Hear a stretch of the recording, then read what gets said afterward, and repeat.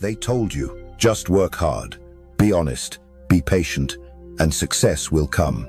You listened, you sacrificed, you devoted yourself, you trusted, but then your ideas were stolen, your efforts buried, your heart shattered. And you stood there, asking yourself, why? Because you've been playing a game Machiavelli warned about 500 years ago. A game where the powerful don't need to follow the rules. In this game, hard work is a double-edged sword, honesty is a chain, and kindness is bait. Machiavelli once wrote, "A ruler does not lose his throne because his enemies are stronger, but because he bowed before the storm ever arrived." Have you ever bowed before it was necessary?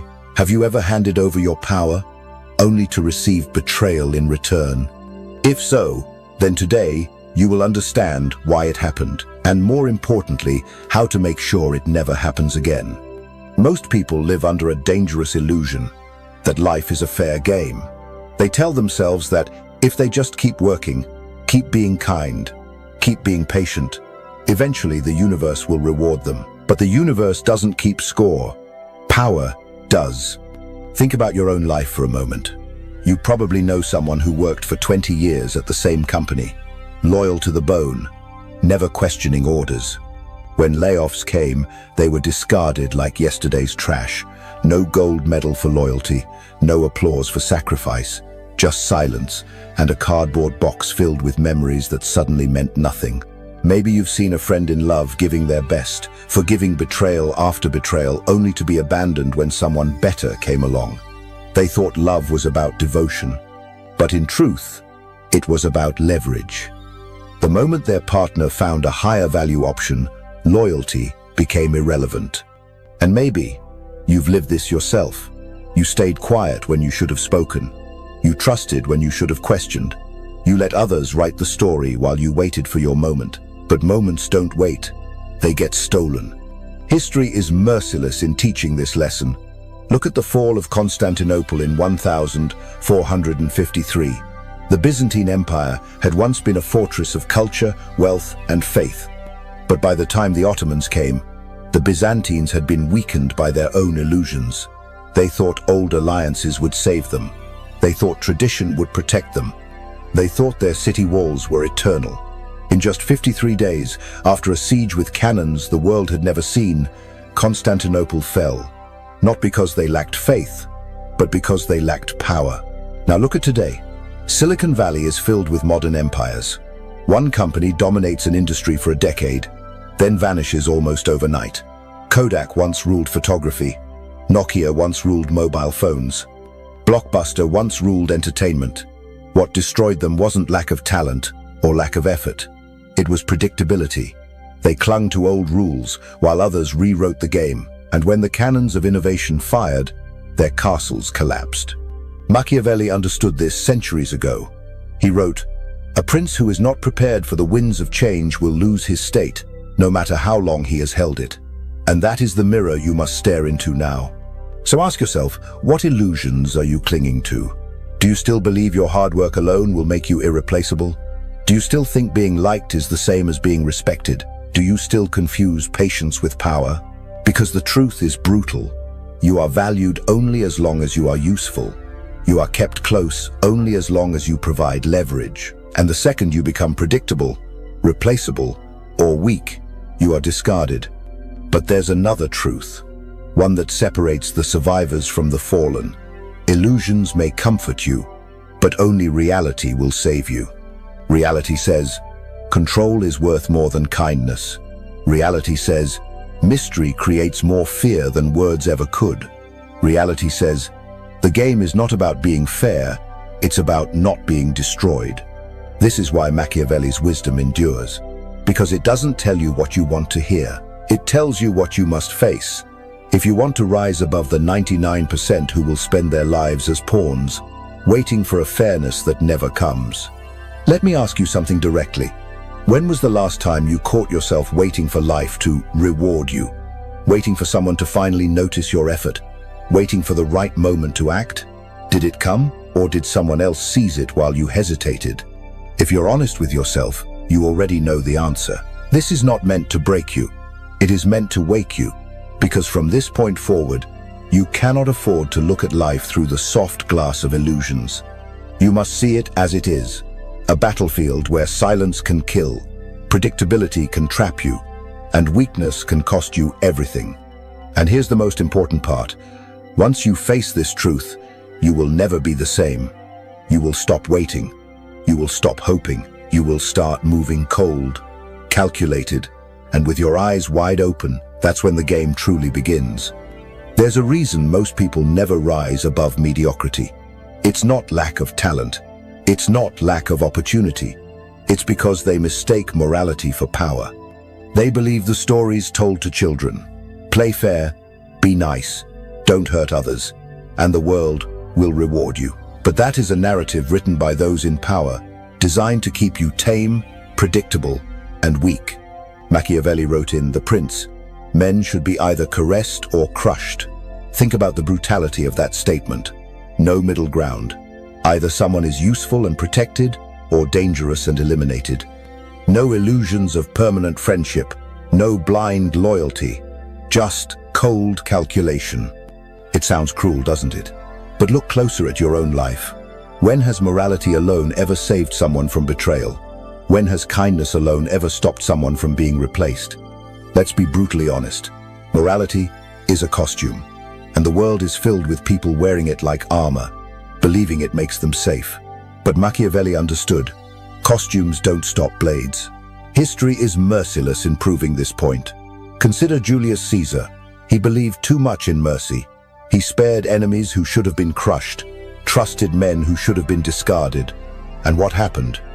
Those very men, the ones he spared, became the conspirators who stabbed him to death in the Senate. His kindness planted the seeds of his downfall. Or take modern politics. How many leaders promised transparency, honesty, fairness, only to be devoured by rivals who never intended to play by those rules? The game rewards cunning, not purity. The same is true in business. Steve Jobs was not loved for being kind. He was feared and respected for his vision and his relentless pursuit of dominance. Elon Musk is not praised for being gentle. He's praised and hated for his willingness to disrupt, to push, to break rules without apology. Meanwhile, how many good managers and kind leaders fade into obscurity, forgotten, while their ruthless counterparts reshape entire industries? This is the cold verdict. Morality is a weapon, but it's never yours. It's used against you. It is the leash tied around the obedient, while the cunning cut themselves free. Look at how people try to control you. Be nice. Be patient. Wait your turn. These are chains, disguised as virtues. Because the moment you obey them blindly, you become predictable.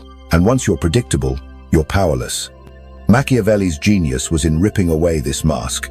He never told rulers to be good. He told them to appear good, to wear morality like a cloak, not as truth, but as strategy. Because people believe what they see. They follow appearances, not realities. And appearances can be controlled. Here lies the paradox. You don't win by being moral. You win by using morality as a tool, while never being bound by it yourself. Smile when you must. Show mercy when it buys loyalty. Speak of fairness when it calms the masses. But behind closed doors, understand the truth. Power belongs only to those willing to act beyond morality when the moment demands it. This is not about cruelty for cruelty's sake. It's about clarity. The clarity to know when kindness is leverage and when ruthlessness is survival. Now, let me ask you, how many times have you been punished not for breaking the rules, but for following them too well? How many times have you stayed silent because it wasn't polite to speak, only to watch someone else take your chance? How many times have you said yes when you should have said no because you didn't want to appear selfish? Be honest with yourself, because those were the moments when morality became your prison. Machiavelli's verdict is as cold as it is liberating. The world does not reward the moral. It rewards the useful. And usefulness comes not from obedience, but from power. If you want to survive, if you want to rise, you must reframe morality. No longer a law you obey, but a tool you wield. A mask you wear when it suits you, and a weapon you discard when it no longer serves. Only then will you step out of the sheep's pen. Only then will you walk among wolves, not as prey, but as one of them. And that is the first law of transformation. Betrayal never comes when you are strong. It comes when you are weakest, when the walls are shaking, when the storm is howling, when you need loyalty the most. That is when you discover the truth about the people around you. Machiavelli understood this with cold precision. He wrote, "The promise made was a necessity of the past. The word broken is a necessity of the present." In other words, loyalty lasts only as long as it is convenient. Think about your own life. How many people have sworn to stand by you when things were good, when the money flowed, when the opportunities glittered, when your presence lifted them? And how many of those same voices went silent when you hit the ground? Let's not sugarcoat it. People betray not because they are evil. They betray because the cost of staying with you becomes heavier than the reward of leaving you. Loyalty is not a moral law. It's a transaction. History makes this truth undeniable.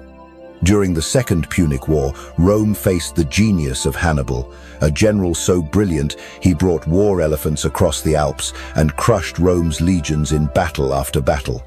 At Cannae, in 216 BC, Hannibal slaughtered nearly 70 Roman soldiers in a single day. Rome was shattered. And what happened next? Allies who had sworn eternal loyalty to Rome, Capua, Tarentum, even parts of Sicily defected to Hannibal's side. Not because they hated Rome, but because Rome looked weak. Now ask yourself, does this sound unfamiliar? Or does it mirror your own reality? When you lost your job, did your network suddenly shrink?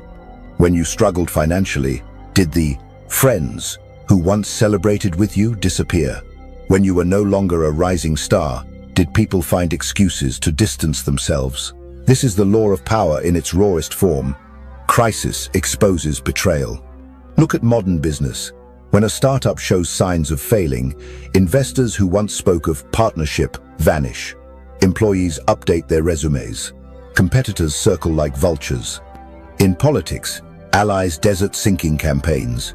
In relationships, partners walk away when the struggle is too heavy to bear. It is cruel, but it is also predictable. And what is predictable can be used. Machiavelli's counsel was not to despair over betrayal, but to anticipate it, to prepare for it as you would prepare for winter. Because betrayal in crisis is not the exception, it is the rule. So what does this mean for you? It means you must never anchor your survival to the loyalty of others. You must build strength that stands even when allies vanish. You must expect that when you stumble, the very people you helped will step over you to save themselves. And here lies the paradox. Once you accept this truth, betrayal loses its power to wound you. You no longer take it personally. You see it as a law of nature, like rain falling, like fire burning. You do not beg the rain to stop. You build a roof. Machiavelli teaches, do not condemn betrayal as wrong. Expect it, plan for it, and use it. When others defect, use their weakness to expose their unreliability. When others abandon you, let their absence sharpen your resolve. And when others betray, learn to betray first when it protects your survival. Because here is the brutal fact. Sometimes betrayal is not a weakness. It is a strategy. Think of General Talleyrand, the French diplomat who survived the Revolution, Napoleon, and the Restoration, all by switching sides at the right moment. He betrayed kings, emperors, and republics alike.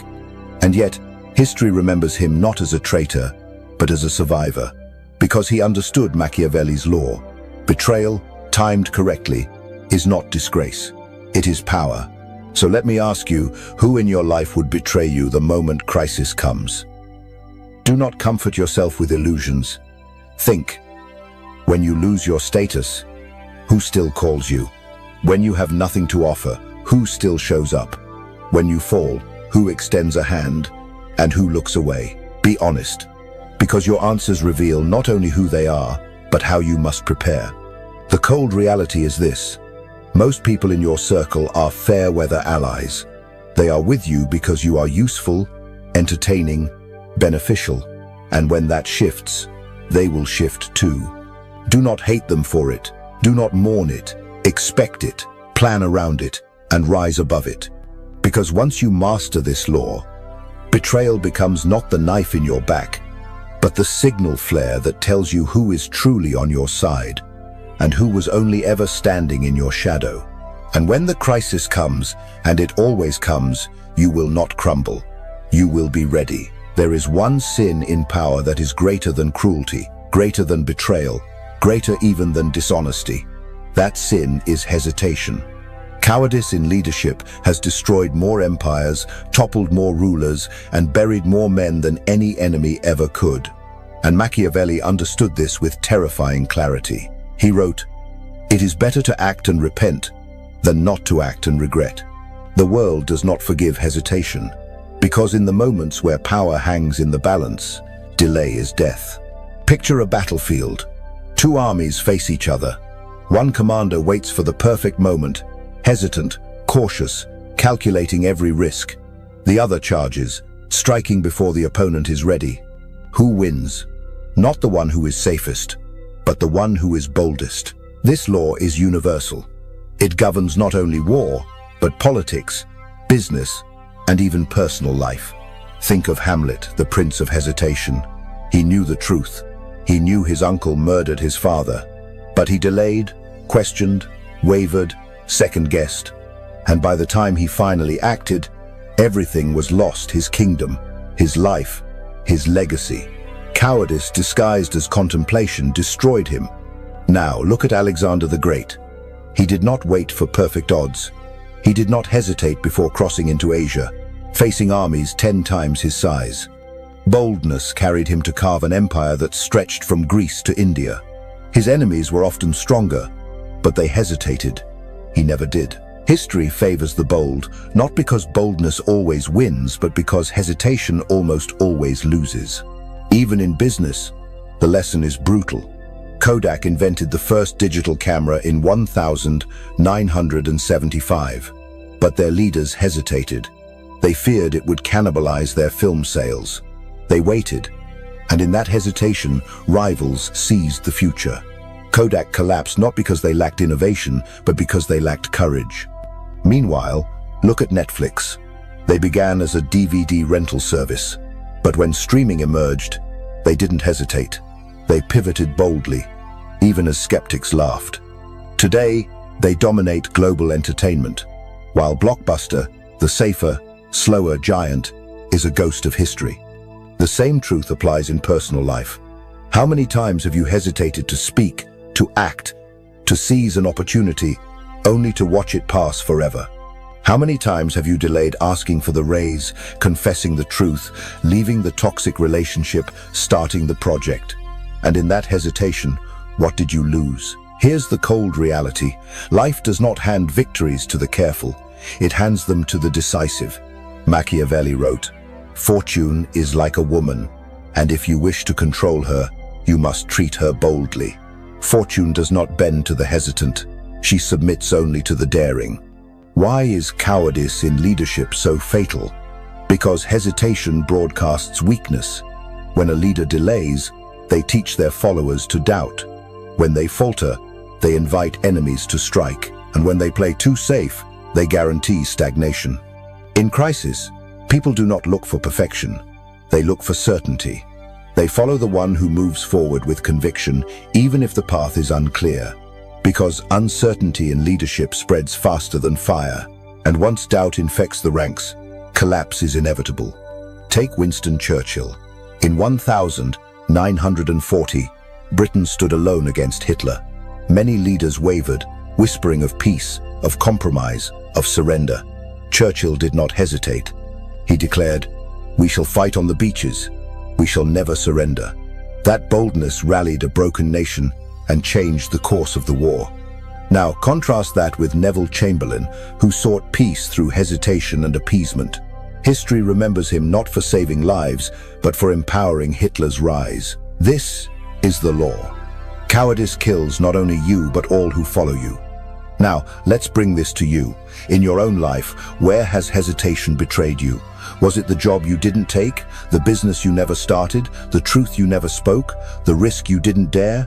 Think carefully, because your entire life is a record of the moments you either acted boldly or hesitated and lost. Machiavelli teaches us this. Cruelty can be forgiven if it works. Lies can be forgotten if they deliver results. But hesitation leaves no victory, no excuse, no redemption. It only leaves regret. So here is the ruthless command: when the moment comes, strike. Not blindly, not recklessly, but boldly. Do not wait for certainty, it never comes. Do not wait for safety, it never exists. And do not wait for permission, it will never be given. Because in the game of power, hesitation is the only failure that guarantees defeat. In the theater of power, morality is not truth, it is costume. And the greatest rulers, generals, and leaders in history have understood this. You do not need to be virtuous. You only need to appear virtuous. Machiavelli laid it bare.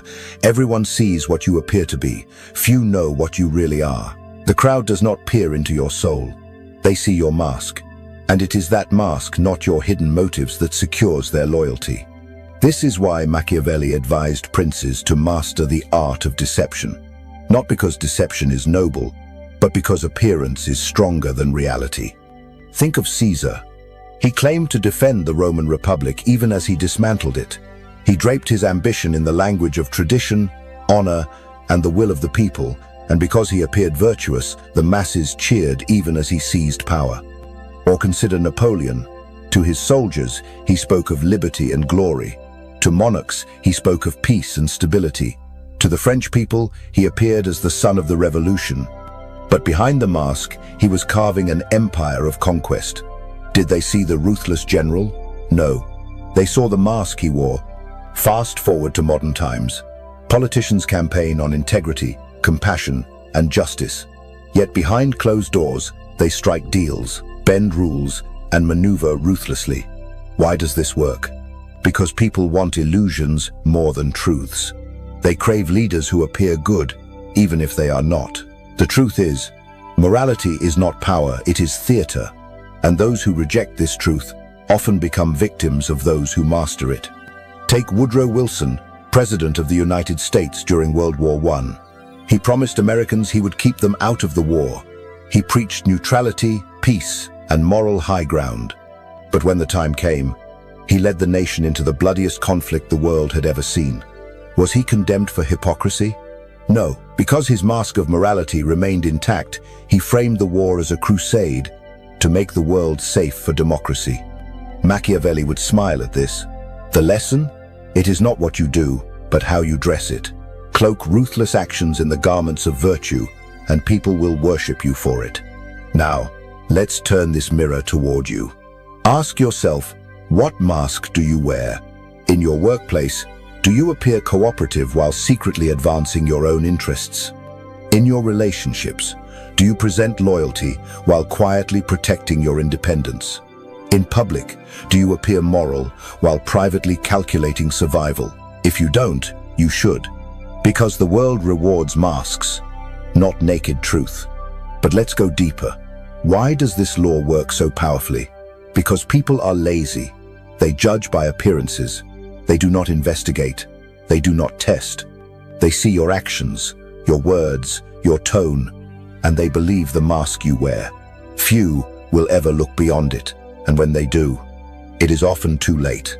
By the time they realize the truth, your power is already secure. But here is the paradox: while you must wear the mask of morality, you must never be trapped by it. Many rulers fell because they began to believe their own performance. They forgot that the mask is costume, not identity. Take Louis XVI of France. He wanted to be seen as a benevolent king, a father of the people.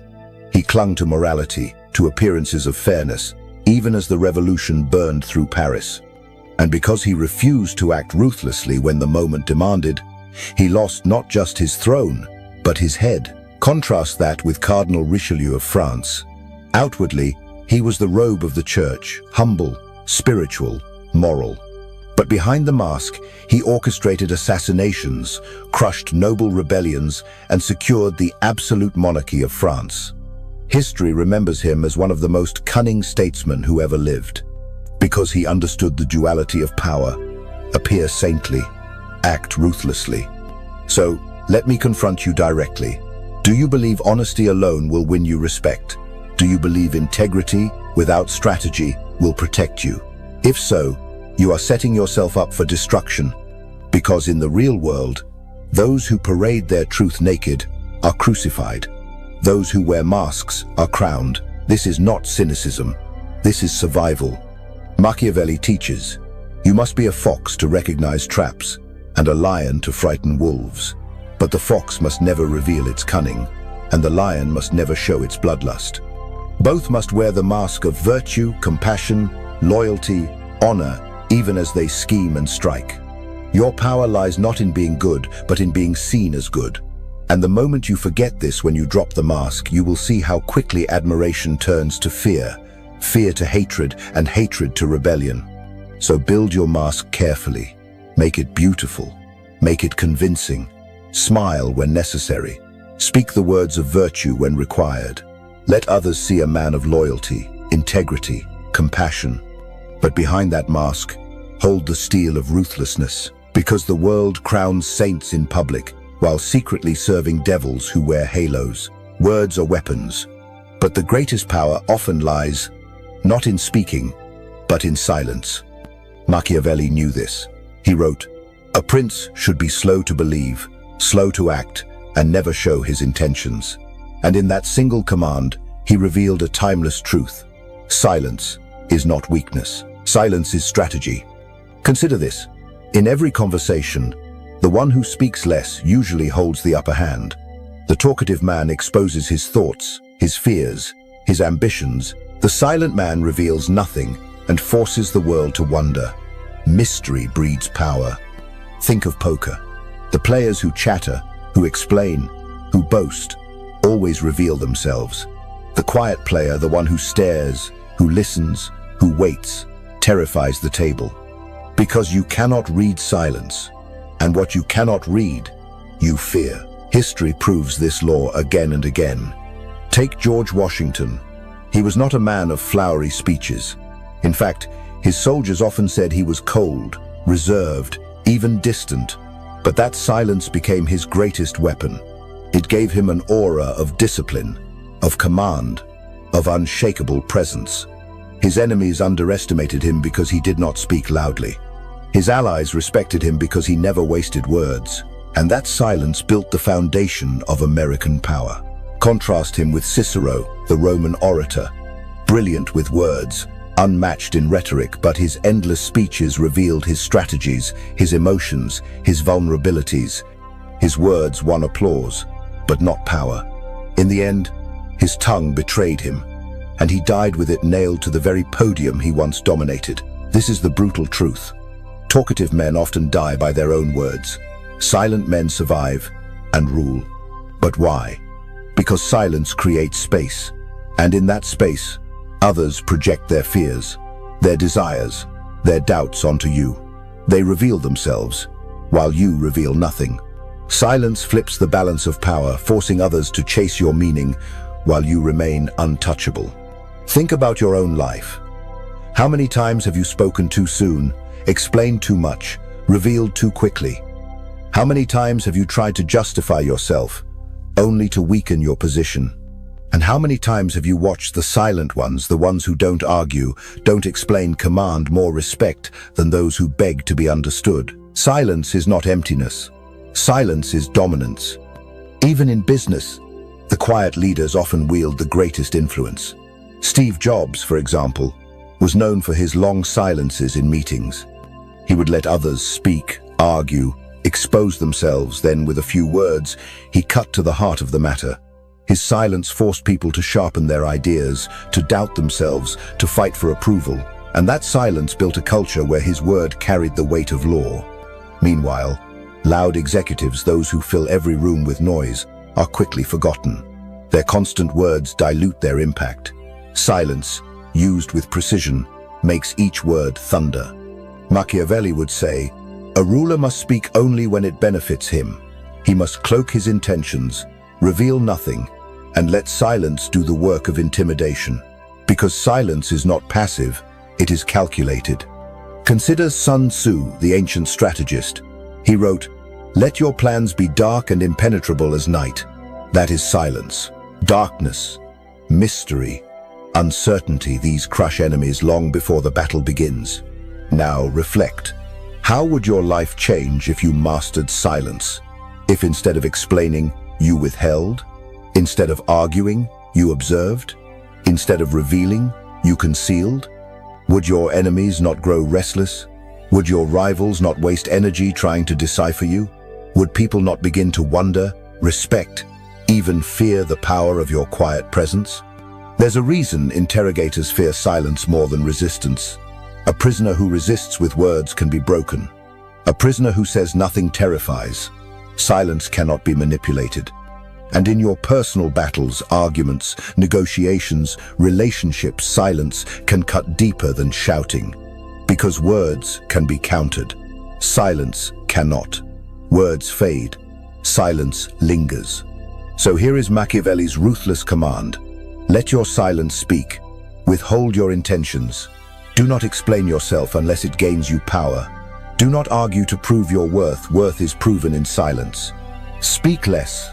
Listen more, and let others destroy themselves with their own words. Because in the game of power, the man of silence always commands the room.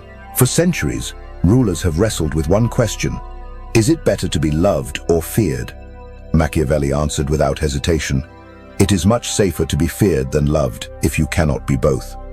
The reason is brutally simple. Love is fragile. Love depends on emotion, on loyalty, on gratitude, and emotions shift with the wind. People love you today, but envy you tomorrow. They praise you when you serve them, and curse you the moment you deny them. Fear, on the other hand, is solid. Fear does not change with moods. Fear does not waver with gossip. Fear binds men more tightly than love ever could. Because fear is rooted in survival, and survival is eternal. Look at history. Julius Caesar was loved by the people. They showered him with loyalty, gifts, and devotion. Yet even that love could not save him when senators, envious and threatened, stabbed him to death on the Senate floor. Love did not protect him. Now consider Genghis Khan. He was not loved by the cities he conquered. He was feared. His name alone sent tremors across continents, and that fear ensured obedience long after he was gone. Empires remembered him not with affection, but with trembling silence. Fear secured what love could not. But here is the nuance Machiavelli revealed. Fear must not turn into hatred. Hatred destroys rulers. Fear stabilizes them. The line between the two is delicate, and only the cunning can balance it. Alexander the Great understood this balance. To his soldiers, he was a figure of both love and awe. He ate with them, marched with them, shared their hardships. But he also demanded absolute discipline. If anyone disobeyed, punishment was swift and ruthless. His men both adored him and feared crossing him. And that duality forged one of history's greatest armies. Compare that to Louis XVI of France. He wanted love. He wanted to be seen as a benevolent king, merciful and compassionate. But when the revolution came, the people who once professed affection turned on him. They did not fear him. They despised him, and they dragged him to the guillotine. Machiavelli's cold truth is this: people are fickle. They will betray love, but fear properly managed endures. Yet this law is not only for kings and emperors. It applies to you. In your workplace, do you rely on being liked? If so, you are vulnerable, because the moment someone envies you or feels threatened, that love evaporates. But if you command respect, if people know there are consequences for disrespect, then your position becomes untouchable. Think of relationships. How many men crumble because they believe love alone will keep loyalty intact? They shower devotion, trust, affection, only to be discarded the moment convenience changes. But those who balance love with a quiet edge of fear, those who cannot be disrespected without consequence, command lasting respect. The world does not reward those who want to be liked. The world crowns those who cannot be ignored. But here's where most fail. They confuse cruelty with fear. Cruelty creates hatred. Hatred breeds rebellion. Fear, on the other hand, must be clean, precise, controlled. The punishment must be rare but unforgettable. The signal must be clear. Respect me, and you prosper. Cross me, and you suffer. Nothing more, nothing less. This is why Machiavelli admired Cesare Borgia. When he seized power in Italy, he faced chaos, rebellions, treachery, instability. He unleashed swift, brutal punishments on rebels, but he did it publicly, decisively, and then restored order. The people feared him, but they also respected him. Because his cruelty brought peace, he mastered the art of fear without sliding into hatred. The same principle applies to leaders today. A CEO who wants to be loved by employees often finds himself exploited, but a leader who commands fear through discipline, accountability, and consequence maintains order. Respect lasts longer than affection. Even in everyday life, fear protects where love cannot. Consider the silent man who refuses disrespect. He may be admired, he may even be liked, but more importantly, he is feared. People think twice before crossing him. That fear, not love, guards his boundaries. Machiavelli's verdict was final. If you must choose, choose fear. But the highest mastery is to combine both, to inspire affection where possible, but to secure fear where necessary, to be loved in good times and feared in storms. Because in the end, love is voluntary, fear is survival, and survival always wins. Power is not only about strength, it is about timing. A lion can overpower prey, but a patient hunter with a single arrow can bring down that same lion if he waits for the right moment. Strength without timing is waste. Timing without strength can still be victory, and those who master both dominate the world. Machiavelli warned, "Fortune is like a woman. If you wish to keep her under, you must beat and ill-use her." It sounds brutal, but beneath it lies a cold truth. Fortune opportunity favors the bold who strike decisively, not the timid who hesitate. History proves this law with ruthless clarity. Consider Julius Caesar again. His enemies in Rome begged him not to cross the Rubicon. The Senate warned him, threatened him. Most men would have waited uncertain, fearful of breaking tradition. But Caesar understood timing. He struck in the very moment when hesitation would have meant obscurity. By crossing the river, he set history ablaze. Had he waited a week longer, his enemies would have crushed him. His empire was not built on strength alone, but on his ability to act at the precise instant. Now contrast this with Napoleon in Russia. He was powerful, brilliant, unmatched in strategy, but his timing betrayed him. He invaded too late in the year, walking his men into winter's death trap. It wasn't Russian strength that defeated him, it was mistimed ambition. Timing kills empires. Timing builds them. But timing isn't just for emperors. It rules your life as well. Think of the job you didn't take because you waited. The relationship you lost because you hesitated. The opportunity that slipped because you wanted more certainty. Every delay was a tiny execution of your future self. The world does not wait. Power belongs to those who move when others freeze. This is why Machiavelli respected Cesare Borgia. Not just for his ruthlessness, but for his speed. When enemies conspired against him, he didn't debate. He struck fast, dismantling rivals before they even finished plotting. His success wasn't only in cruelty, it was in his mastery of timing. Even in business today, timing is everything. Think of Netflix. They struck when streaming was a whisper of the future. While Blockbuster hesitated, one seized the moment, the other delayed and vanished. Or Apple, releasing the iPhone not when the idea was born, but at the precise moment when the world was ready to abandon buttons for touchscreens. That timing created revolutions. Meanwhile, countless inventors with brilliant ideas died in obscurity because they were too early or too late. Power punishes hesitation as harshly as incompetence. But here's the deeper law Machiavelli implied. Timing is not luck, it is engineered. The great strategist does not wait idly for the perfect moment. He creates the conditions where his move will devastate the enemy. He prepares, watches, and when the smallest window appears, he strikes with all the force he has stored. It is the hawk circling in silence, waiting until the prey looks away. It is the chess player sacrificing pawns, waiting until the king is exposed. It is the man who says nothing for months. Then one sentence destroys his rival's credibility. The timing of silence, the timing of words, the timing of action. This is the hidden art that separates rulers from victims. Think now about your own battles. Have you ever argued too soon, burning energy before the real fight began? Have you ever revealed your plans before others were committed to theirs? Have you ever attacked when patience would have given you the decisive strike? That was timing betrayed. The Machiavellian man never wastes arrows. He lets others exhaust themselves, make mistakes, bleed resources. Then, at the exact moment when his enemies are weakest, he unleashes his full strength. That is why his victories look inevitable. They are not luck. They are timing. And here's the paradox. Patience and ruthlessness must coexist.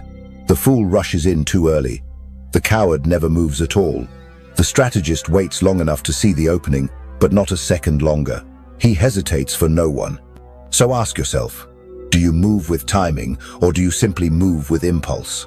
Do you prepare your strike, or do you beg fortune to reward your hesitation? Because the truth is cold. In the game of power, it doesn't matter if you are strong, talented, or even right. If you act too late, you are already dead. Machiavelli's command is clear.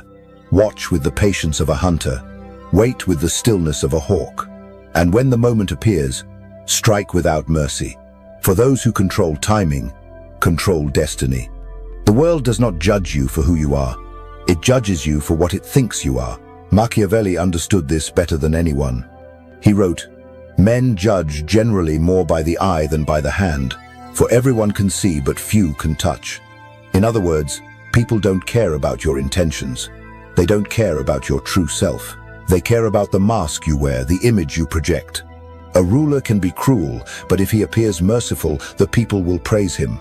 A man can be weak, but if he appears confident, others will obey him. A leader can be manipulative, but if he appears fair, loyalty will follow. Appearances rule the world.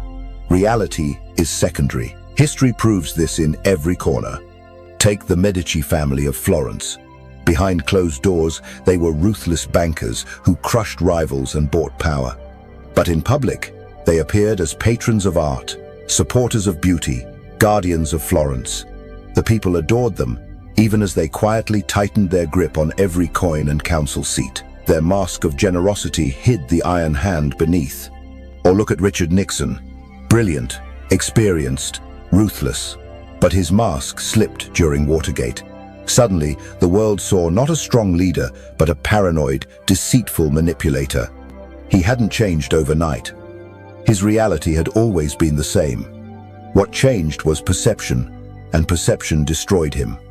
Now contrast that with John F. Kennedy. Behind the charm, he was reckless, manipulative, even deceptive in politics. But his mask, youthful, confident, magnetic, created an aura of invincibility. The mask carried him further than the man ever could. Even today, this law rules modern power. Think of Elon Musk. Whether you admire or despise him, his mask, visionary, daring, unafraid to gamble everything, defines how the world reacts to him. Investors follow not just his results, but the aura he projects. The mask creates momentum. Meanwhile, countless men and women with real skill, discipline, and intelligence remain invisible because they refuse to craft an appearance. They cling to authenticity, thinking the truth will somehow shine on its own. It never does. In the arena of power, authenticity without perception is useless. The mask wins. But here's the paradox. Machiavelli taught, the mask must never look like a mask. If people sense you're playing a role, the illusion breaks. The mask must be seamless, woven so deeply into your behavior that even you begin to believe it. This is why Machiavelli praised Ferdinand of Spain. Outwardly, he appeared deeply religious, a devoted son of the church. Inwardly, he schemed, lied, and expanded his power through deception. But the mask of piety made him untouchable. The Pope adored him. The people trusted him. His empire grew not because of truth, but because of appearances. Now ask yourself, what mask do you wear? Do people see you as strong or uncertain, as dependable or replaceable, as a leader or as a follower? Because here's the truth. The world never sees you naked. It only sees the costume you put on each morning. And if you do not choose the costume, the world will choose one for you, and it will not be flattering. This is why weak men are often despised, not necessarily because they are weak, but because they appear weak. Their posture, their tone, their hesitation all betray them before they even open their mouths.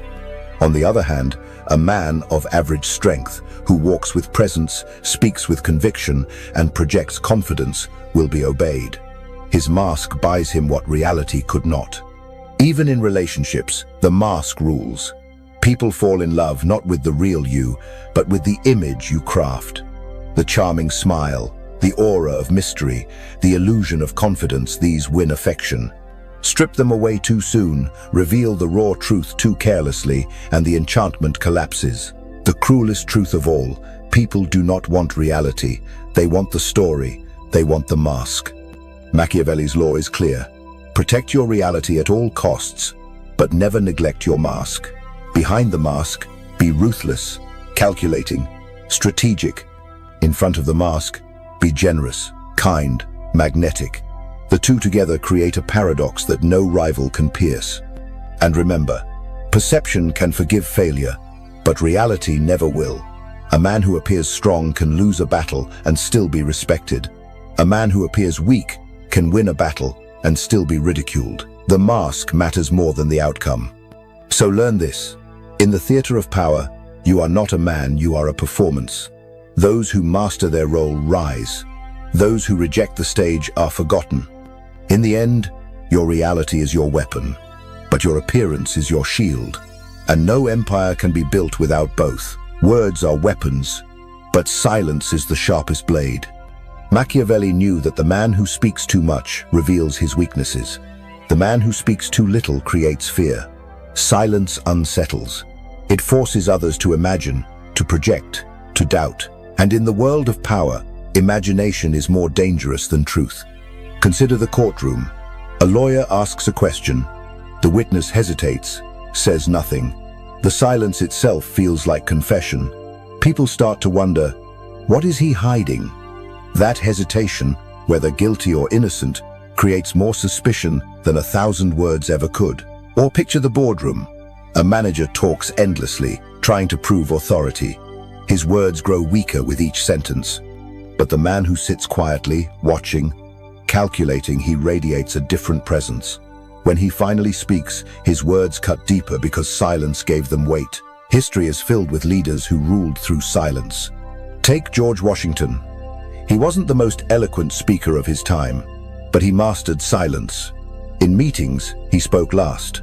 In war councils, he listened, then delivered a few decisive words. His silence commanded more authority than endless speeches. Or think of Stalin. Ruthless, cunning, terrifying. He often sat in silence, letting his subordinates argue, betray themselves, reveal too much. His silence created paranoia. No one knew what he truly thought. That paranoia was his weapon. Machiavelli warned, a wise man ought always to follow the paths beaten by great men and to imitate those who have been supreme. And many of those great men understood that silence builds mystique. A man who never explains himself is never predictable. A man who never justifies himself is never weak. Even in personal life, silence dominates. In arguments, silence disarms the aggressor. When someone insults you and you remain calm, saying nothing, their rage looks childish. Your silence elevates you above them. Think about the people you respect most. Often, it's not the loudest talkers. It's the ones who speak rarely, but with precision. Their silence builds an aura. When they finally talk, everyone leans in. Psychologists confirm this. Humans hate uncertainty. Silence forces uncertainty. It forces the mind to fill in the gaps, and those gaps are often darker, more intimidating than reality. Silence, then, is not weakness. It is strategy. But beware, silence must be intentional. The silent fool is ignored. The silent strategist is feared. The difference lies in posture, presence, and timing. If your silence looks like weakness, it destroys you. If your silence radiates control, it empowers you. This is why the art of silence must be paired with the art of presence. Your eyes, your stance, your stillness, all must project confidence. Without it, your silence is nothing. So how do you use silence? In conflict, let your enemy reveal too much. In negotiations, let the other side talk themselves into concessions. In leadership, let silence turn your rare words into commands. In personal power, let silence make others chase your thoughts instead of you chasing theirs. Now look at your own life. How often do you waste words trying to prove yourself? How often do you weaken your power by over-explaining? How often have you turned silence into a void of weakness instead of a weapon of strength? Machiavelli's lesson is clear. Master silence, and you master tension. Master tension, and you master fear. Master fear, and you master power. The world belongs to those who can wait in silence, unmoved, unprovoked, until the perfect moment to speak. When you speak, be decisive. When you don't, let silence itself speak for you. For in silence lies a power no army can conquer. Unity is dangerous. Division is survival. Machiavelli knew this better than anyone. A unified enemy is unstoppable. A fractured enemy is harmless. A united people can overthrow rulers. A divided people can be ruled for generations. The principle is simple. Never allow strength to concentrate against you. If you cannot destroy it, break it apart. If you cannot defeat your enemy, turn his friends into enemies. History bleeds with examples. Take Rome. When the Romans faced a coalition of tribes too strong to defeat directly, they bribed one tribe, intimidated another, and sowed mistrust among the rest. Instead of facing a united army, they faced scattered enemies who mistrusted one another. Rome survived not by brute force, but by turning unity into dust. Or look at Britain's empire. They ruled vast colonies not by endless troops, but by division. In India, they deepened the cracks between Hindus and Muslims. In Africa, they empowered some tribes over others. Divide, reward, punish. The result? Colonies too, fractured to unite in rebellion. Even in modern politics, this strategy thrives. Leaders create cultural wars, partisan conflicts, endless divisions. While the people fight among themselves, power consolidates at the top. A distracted population is a powerless one. Machiavelli himself warned, "The wise prince will foster division, for when men cannot unite, they cannot conspire." Think about that. Conspiracy requires unity. Revolt requires solidarity. But when your rivals distrust each other, when they whisper against one another, when jealousy eats their loyalty, they cannot unite against you. They spend their strength devouring each other. This doesn't just belong to kings and empires. You can use it in your life. At work, if two rivals compete for the same position, you don't need to fight them both. You only need to quietly encourage their rivalry. Let jealousy poison their alliance. By the time they're done destroying each other, you're the one left standing. In friendships or networks, beware of groups that grow too close without you.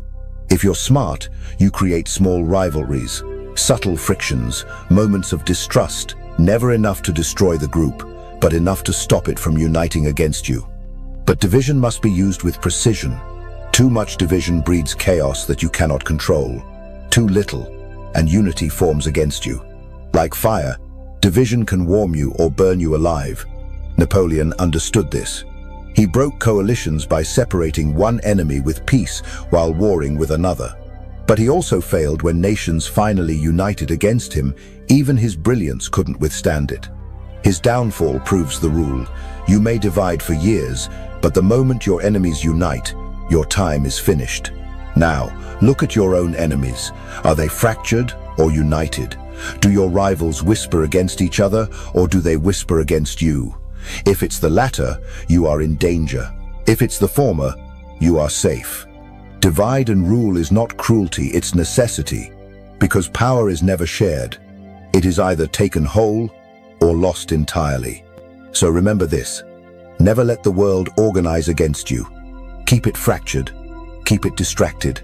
Feed jealousies, stir suspicions, whisper doubts, and while they bleed each other, you rise untouched. The empire of the wolf is not built by endless fights. It is built by keeping the sheep too busy fighting among themselves to ever notice the wolf. Every ruler faces the same question. Is it better to be loved or feared? Machiavelli's answer was ruthless. Love fades, fear endures. Think about it. Love is fragile. It depends on constant attention, endless gifts, never-ending compromise. One mistake, one disappointment, and love dissolves into resentment. But fear carves itself deep. It stays long after affection dies. The man who fears you may hate you, but he will still obey. Machiavelli wrote, "It is much safer to be feared than loved, if one must choose." He didn't mean cruelty for cruelty's sake. He meant stability. Love is unreliable. Fear is insurance. History proves him right. Look at Alexander the Great. His men adored him, yes. But what held his empire together wasn't love. It was the fear of his unstoppable ambition, the fear of what he would do to those who betrayed him. When a general plotted against him, Alexander executed not only the traitor but every accomplice. That fear preserved loyalty far more than any affection could. Or take Genghis Khan. Loved? Hardly. Feared? Absolutely. Entire cities opened their gates without a fight, not because they loved him, but because they feared what would happen if they resisted. Fear saved him battles. Fear built his empire faster than swords alone. Even in modern politics, leaders who rely solely on love collapse. They are adored until they make one unpopular decision. But leaders who balance fear, those who remind the people of consequences, survive longer. Because fear keeps obedience even when affection dies. Now look at your own life. How many times have you tried to be loved by friends, by colleagues, by partners, only to be disappointed when affection vanished? And how many times have you respected someone, not out of love, but out of fear of crossing them? That fear shaped your actions more than love ever did. But here lies the subtlety. Fear must never turn into hatred. Hatred is dangerous. A hated leader inspires rebellion. A feared leader inspires obedience. The key is control. Be firm, not reckless. Be strict, not cruel without purpose. Punish swiftly, but fairly. Reward rarely, but decisively. Machiavelli advised rulers to build fear through consistency. Punish betrayal immediately. Enforce rules without hesitation. Keep allies slightly uncertain of your full power. This creates respect, mixed with caution, the essence of fear. At work, this might mean not tolerating disrespect, no matter how small. In relationships, it means not allowing others to believe they can cross you without consequence. In life, it means ensuring your presence carries weight, that people think twice before deceiving you. Fear doesn't mean brutality. It means predictability of consequences. It means people understand, if I betray him, I will pay. That knowledge is more reliable than affection, more lasting than love. Consider the alternative. The man who seeks to be loved above all becomes weak. He avoids hard decisions for fear of losing affection. He compromises endlessly until nothing remains of his power. And when the storms come, the love he counted on vanishes. Love is fair weather. Fear is permanent. So ask yourself, do people love you, or do they fear crossing you? If it's only love, your power is fragile. If it's fear mixed with respect, your power is secure. In the end, Machiavelli didn't dismiss love entirely. He saw it as useful but secondary. A ruler loved and feared is ideal. But if you must choose fear. For love may inspire loyalty, but fear enforces it. The world doesn't respect those who beg for affection. It respects those who command obedience. And the foundation of obedience has always been, and will always be, fear. Machiavelli taught a brutal truth. Cruelty is sometimes necessary, but he also warned, too much visible cruelty destroys a ruler faster than weakness ever could. The secret? Appear merciful, even when you are not. Power does not only rest on force, it rests on perception. And perception, carefully managed, is stronger than reality. History is full of rulers who mastered this art. Take Julius Caesar. He conquered enemies without hesitation, but he earned fame for pardoning defeated rivals. Did he truly forgive them? No. Many he pardoned were later executed, exiled, or quietly destroyed. But the illusion of mercy made him beloved by the people. They saw a leader both strong and compassionate. In truth, mercy was a mask, one that made his rule untouchable. Or consider Napoleon. He crushed rebellions with iron discipline, yet he staged acts of clemency, pardoning soldiers, granting symbolic freedoms. These gestures cost him little but bought him immense loyalty. To the public eye, he was a ruler of justice. To his enemies, he remained merciless. Machiavelli himself wrote, "Men judge more by the eye than the hand, for all can see, but few can touch. What people see matters more than what is true." A ruler who appears merciful can slaughter quietly behind the curtain, and the people will still praise his humanity. Even modern leaders follow this script. Governments wage wars abroad while speaking of peace. Corporations crush competitors while running commercials about community and care.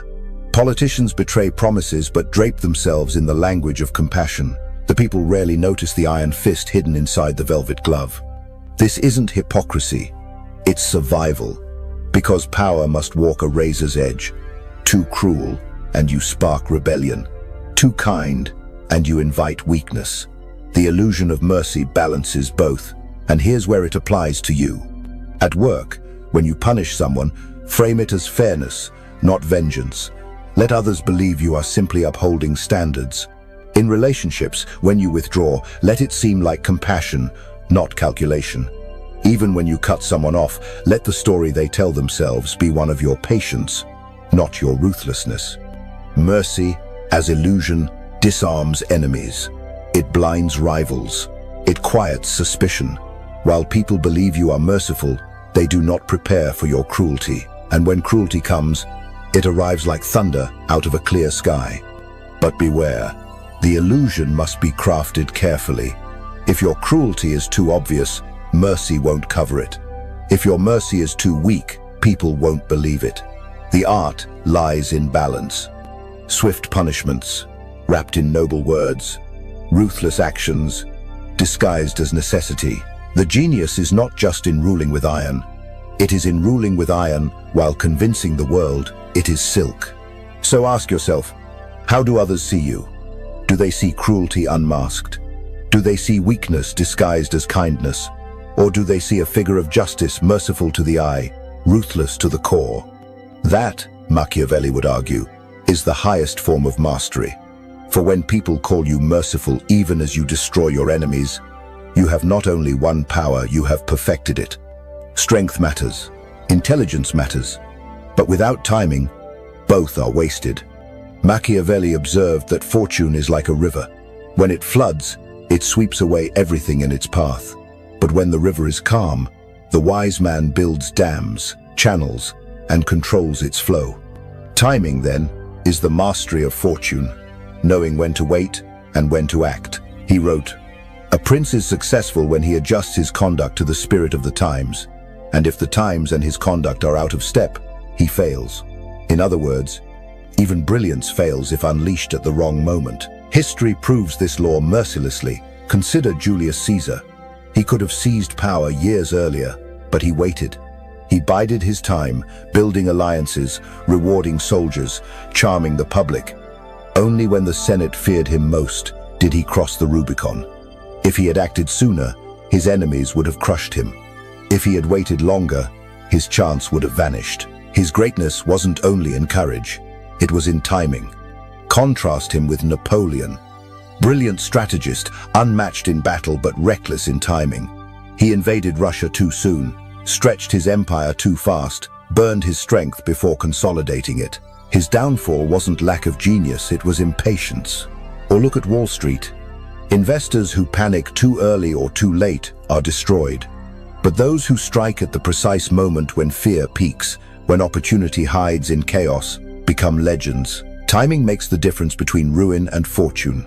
Machiavelli would argue, the same applies to your life. You may have the talent, the ambition, the strategy, but if you move too soon, you waste it.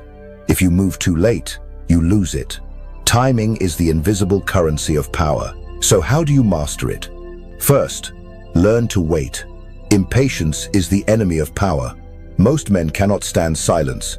They rush to act, revealing weakness. The Machiavellian waits. He endures discomfort. He lets rivals expose themselves, lets enemies overreach, lets opportunities ripen. Then he strikes, not in haste, but in certainty. Second, watch patterns. Timing is not random, it's rhythm. Just as seasons follow seasons, men follow predictable cycles. Leaders grow complacent, rivals grow arrogant, crowds grow restless. If you watch closely, you will know exactly when the tide turns. Third, never reveal your clock. If others can predict when you'll act, they can prepare. But if your timing is unpredictable, you become untouchable. Sometimes you act swiftly, shocking everyone. Other times you delay endlessly, letting anxiety eat your enemies alive. The uncertainty itself becomes a weapon. And finally, when the moment comes, act without hesitation. Timing punishes both the too early and the too late. The Machiavellian secret is patience before the strike, and decisiveness in the strike. Think of it like the coiled serpent. Still, silent, patient. But when it moves with lethal precision. So ask yourself, are you rushing blindly, or are you waiting wisely? Do you act because you are ready, or because you are restless? The difference is everything. In the end, fortune does not belong to the bold alone. It belongs to the bold who wait for the perfect moment. Machiavelli would say, your strength is nothing if mistimed. But with timing, even weakness can look like genius. We have walked through the cold corridors of Machiavelli's mind. We've seen how silence can be louder than words, how fear lasts longer than love, how timing outlives strength, and how mercy itself can be an illusion. But now comes the final truth. Machiavelli never wrote for kings alone. He wrote for anyone who dares to survive in a world built on power. His Prince was not just a manual for rulers, it was a mirror for mankind. A reminder that every man is, in his own life, a ruler or a slave. So what do we take from his laws? That you must become untouchable. Not because the world will ever hand you peace, but because the world respects only those who demand it. That you must master perception, because men judge by the eye, not the hand. That you must wield fear carefully, timing ruthlessly, mercy strategically, because survival is not given, it is engineered. Ask yourself, how many times have you been crushed? Not because your enemy was stronger, but because you surrendered too soon. How many times have you lost? Not because you lacked power, but because you mistimed its use. The lesson is brutal but liberating. Power is not about wealth, or armies, or status. Power is the ability to shape outcomes even when the odds are against you. And Machiavelli's code gives you that power. But beware, this code demands sacrifice.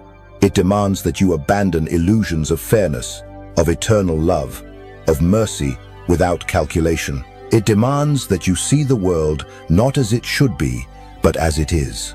The weak will call it ruthless. The naive will call it cruel. But the survivors, the ones who refuse to bow, who refuse to be broken, will recognize it for what it is: a survival manual. Machiavelli once said, "A prince who is not wise himself cannot be well advised," meaning you cannot borrow strength forever. You cannot outsource cunning. You must build it inside yourself. So the choice is yours. You can live as most do, predictable, replaceable, waiting for mercy that never comes. Or you can step into the darker, colder mindset of Machiavelli and begin to see the game for what it truly is. This is not motivation. This is not comfort. This is survival. And from this day forward, when the world looks at you, it will not see the same man. It will see someone untouchable, someone dangerous, someone who knows the laws of power and dares to use them. Because the final truth is this: the game has always been rigged. The only question is, will you play it, or will you be played?